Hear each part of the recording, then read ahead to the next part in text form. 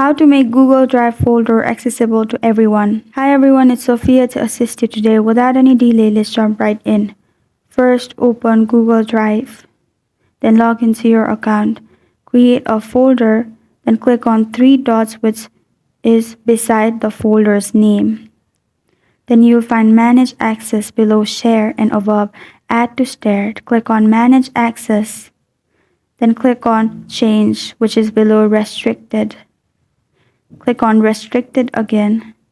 Then click on Anyone with the link. As you can see, it is being updated.